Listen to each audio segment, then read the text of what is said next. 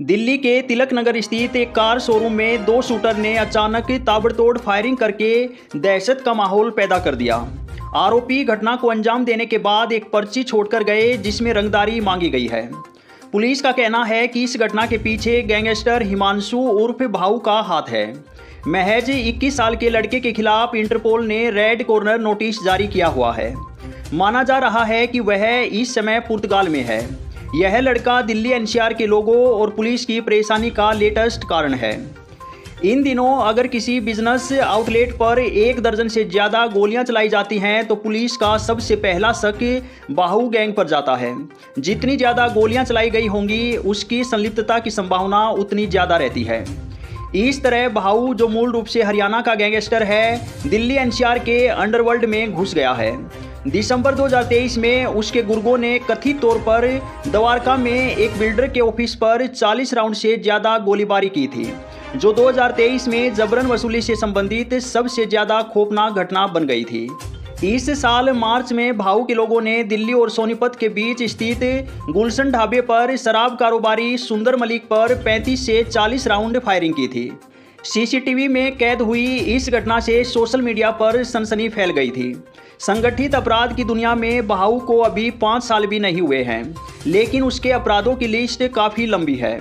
भाऊ रोहतक के रिटोली गांव का रहने वाला है।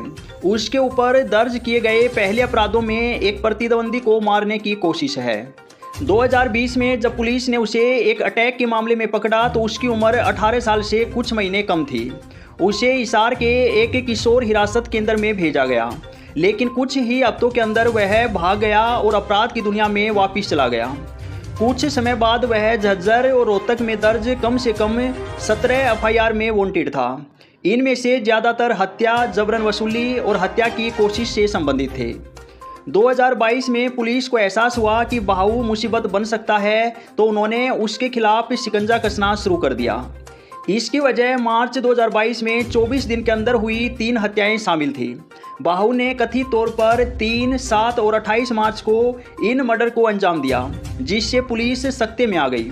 उसके कथित सहयोगियों और ठिकानों पर बड़े पैमाने पर छापे मारे गए। जैसे ही भाऊ को अंदाजा हुआ कि पुलिस उसे लेकर एक्शन की तैयारी में है, उसने जाली दस्तावेजों का उपयोग करके पासपोर्ट बना लिया।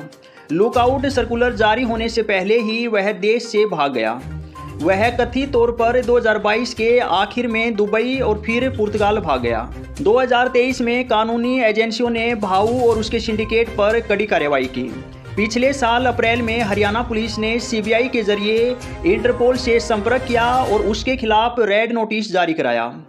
एनआईए अधिकारियों ने 500 से ज़्यादा पुलिसकर्मियों के साथ कार्रवाई करते हुए रोहतक और दिल्ली के बीच लगभग 50 स्थानों पर छापेमारी की, जिसमें 79 मोबाइल फ़ोन, 50 सिम कार्ड, विदेशी मुद्रा, जिंदा कारतूस, पासपोर्ट और बैंक दस्तावेज जब्त किए। पिछले साल से भाऊ का फोकस दिल्ली एनसीआर पर है। वह जबरन वसूली के लिए कई राउंड फायरिंग करता है।